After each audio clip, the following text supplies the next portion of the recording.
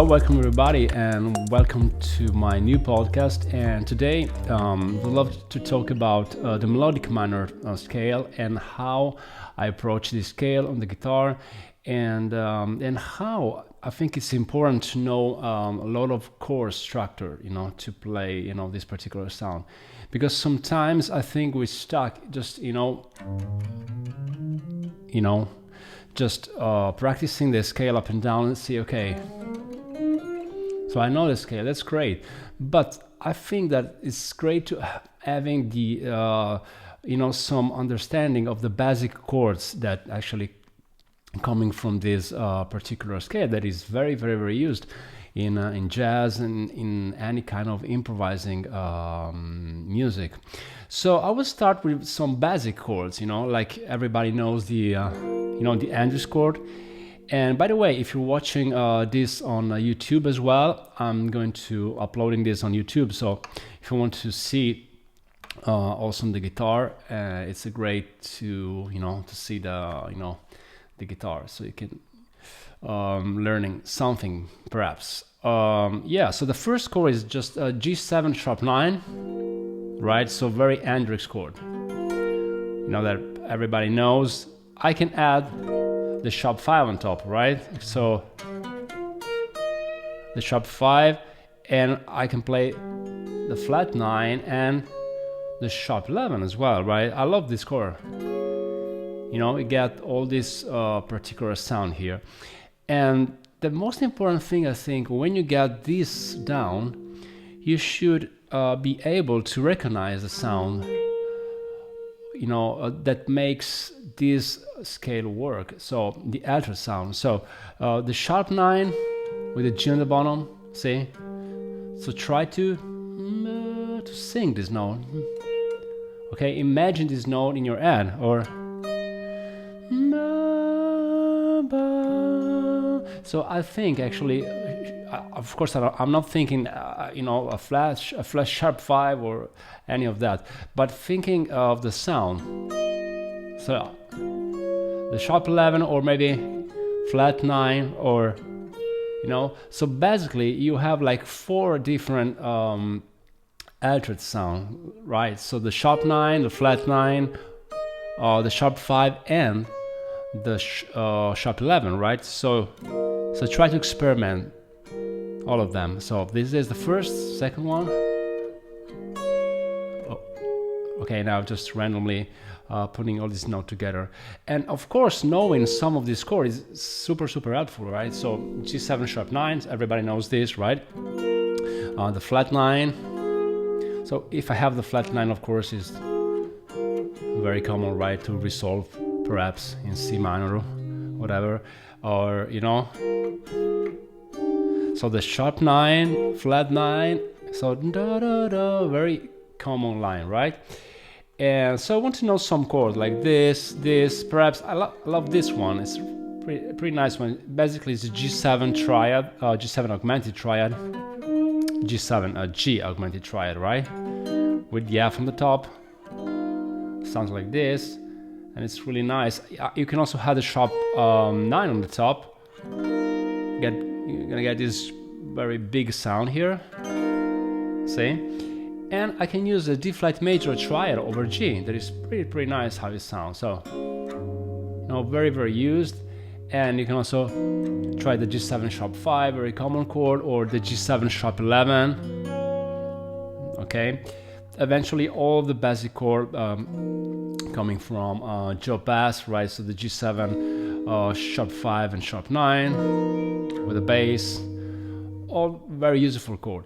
But I think is trying to connect these particular chords with scales. So in my case, I love to explore all the neck. So I really like to enjoy staying on the fretboard and perhaps using my looper here. So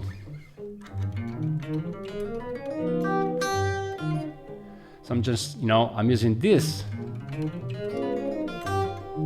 position here. Maybe I try.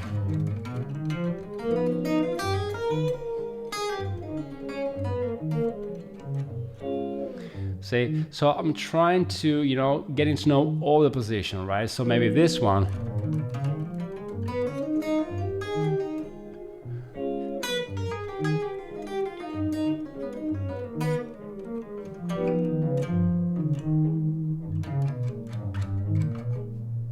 See, all right. So this is a really great things to practice, I think, and also try this scaling first, because I'm asking students all the time, try to practice, you know, thirds, and you know, and it's difficult, you know, because you really have to think in a way, especially on the guitar. I mean, on the piano, it's really more easy to do, because really have to play like, you know, in thirds is kind of a maybe more easy. And on the guitar it's kind of a tricky, because you know you have to deal with fingerings. See, so here,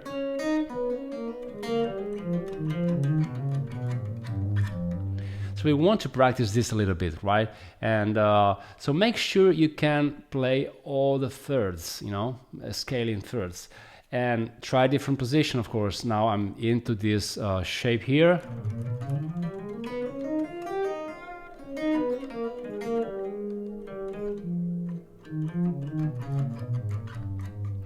See, so anytime you're trying to, you made a mistake, of course, that is great, but you have to try. You know, scaling thirds are super important, and I think, in of course, in any key, any kind of scale. We're talking about the melodic minor scale today, because I was practicing this material this morning. But the thing here is trying make sure you get this under your finger, right? Because this tool helps you a lot in finding, let's say, some melodies. You know, it's already.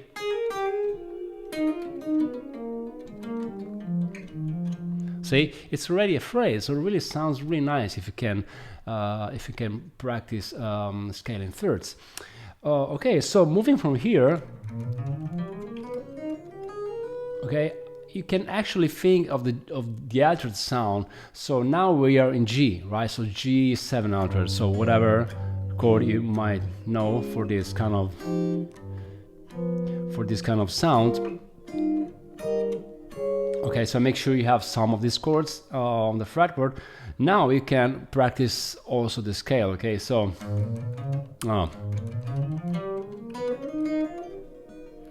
and also I like to doubling sometimes. You know, when I have like a 3-note per string kind of scale, I can play like.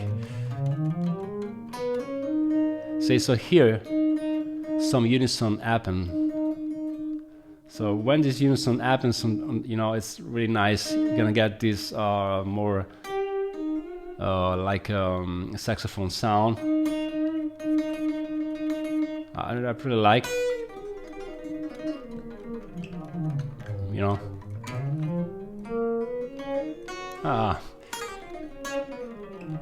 See?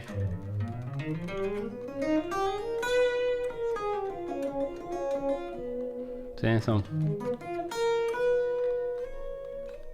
See? All right. So you're gonna get this information if you can, you know, it's great because you connect scale and chords together. So it's a nice thing to do. So after this, actually the G7 altered scale is A flat melodic minor scale, right? So if you know the A flat melodic minor, it's like. It's a major scale with the minor first, so da da da ba ba ba ba ba da di di di di di di. So basically, you just need to replace the major third with a minor third. So super easy. If you know the basic major scale, right? So this case A flat major, I play da da da da da da da da, just da da da da da da da. See, same scale. So could be easy in a way if you try to think like that. You know, I always started to play in a different way, you know, to study in a different way. And then I realized that, you know, in my teens, later, I think when I was maybe 17, 18 years old. So, I mean, it's great to start with the right things, you know, because sometimes, you know, teachers tend to, you know, say their own way, of course, for practicing and things, but sometimes they're wrong also. So, so I mean, it's great having, you know, a great teacher teaching you, of course, but sometimes also make your own research, because, of course, if you know any other way for practicing, it's always good. And nowadays it's super easy, you know, with the internet and everything, so we can get a lot of information. But you know, said that, if you have the melodic minor scale, I can think this scale, melodic minor scale, or the G altered sound in this case, as yeah, as a major scale, flat in the third, right? So the minor third instead of having the major third. All right, so let's move to another position now. Let's say, okay, now we are A flat melodic minor here, so maybe I can go from here. See, because maybe I'm practicing, I'm playing this chord, you know, and I can, so I can move. See, always trying to play in thirds. Okay, so here now, this is another one, so it goes slow from here.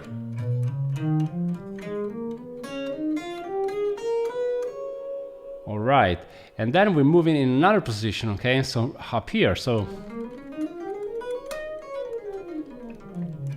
if I use my looper here,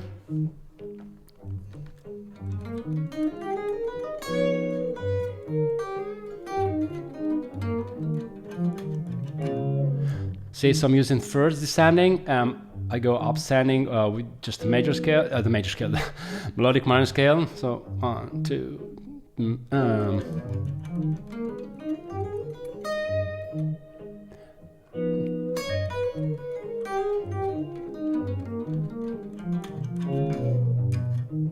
see, so this kind of exercise is really good, and of course you can try to play the basic chord, you know, the Andrews chord, and from there, you know, descending with some line. Always connect the chord with the scale, super important, like I said. Or try,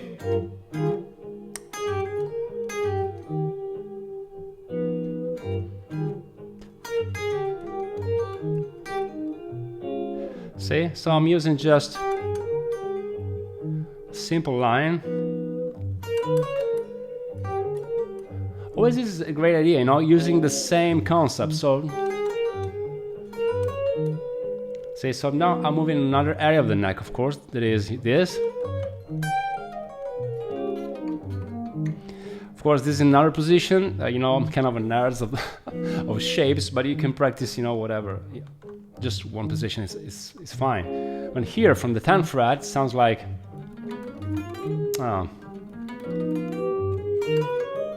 See?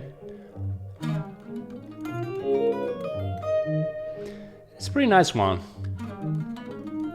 And here, you know, you're gonna see also the, you know, the basic minor major 7 arpeggio that works really good for this. This is another concept actually.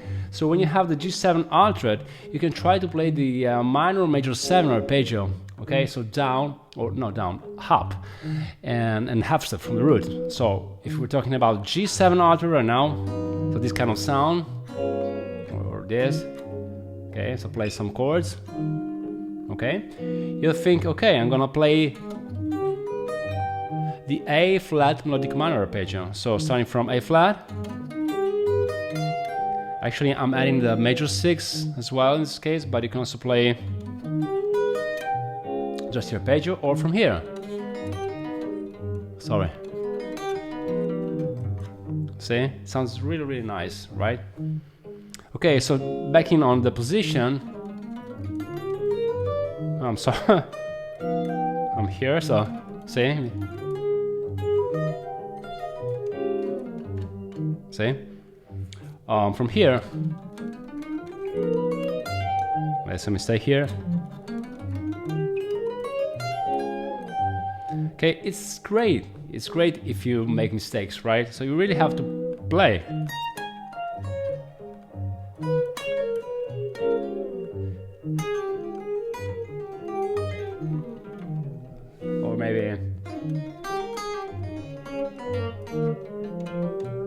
here.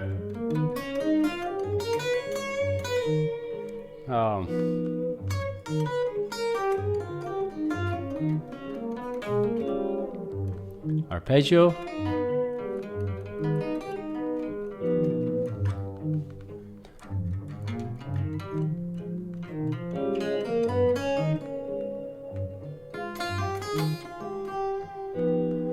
All right.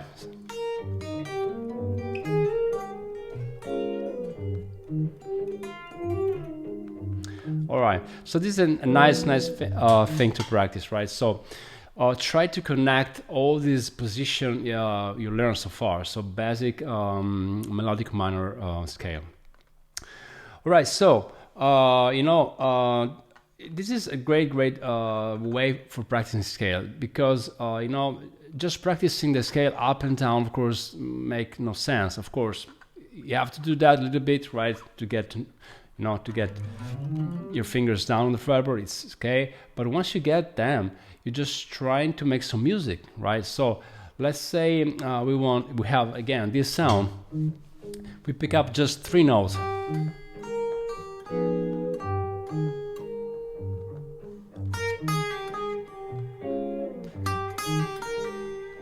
So you really you're embracing the sound of the flat 9, right? Of the sharp 9, sharp 5. Okay, so I'm trying to connect this phrase.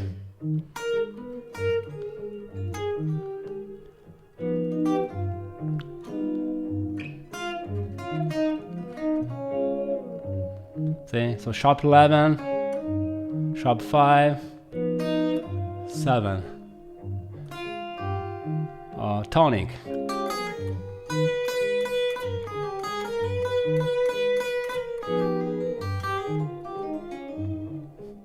All right. And another way for practicing this material is also getting to know, like I said, chord shapes, and use these chord shapes, or break this chord shape. So perhaps I can play,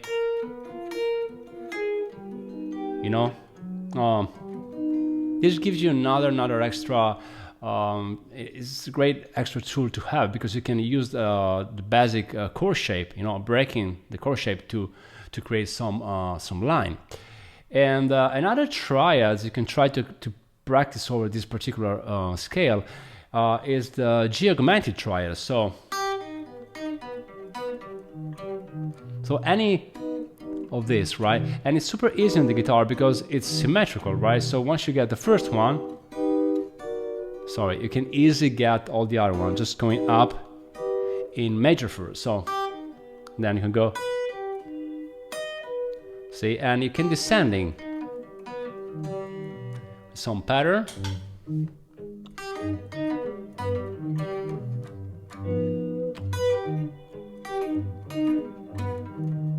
See, so just symmetrical, right? And combine all this material together to create the melodic minor sound. All right, so so today I was practicing this morning, so I just grab my guitar, record this video and make another podcast. And so I think you enjoyed this lesson, and so have fun with the melodic minor scale. On the next episode, I think I'm gonna talk about the 4 basic and main modes coming from the melodic minor scale that are really useful, in jazz. And I'm talking about the leading dominant sound, or the alto sound that we just learned today, and what else? Of course, the melodic minor scale, right? So for the minor major 7 chord, and the last one is is the Locrian sharp 2, right? So these I think these are the most important scales to know, right?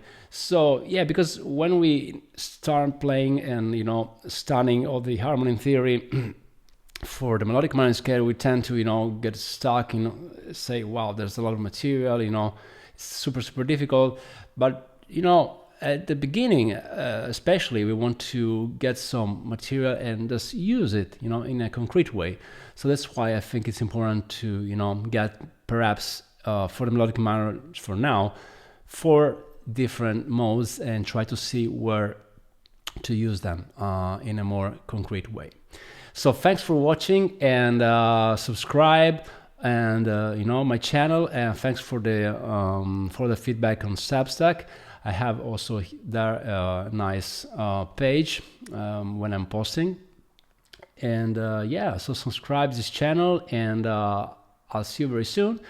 If you're watching from YouTube, here we are, and if you're listening on my podcast, thanks, and see you soon. Take care.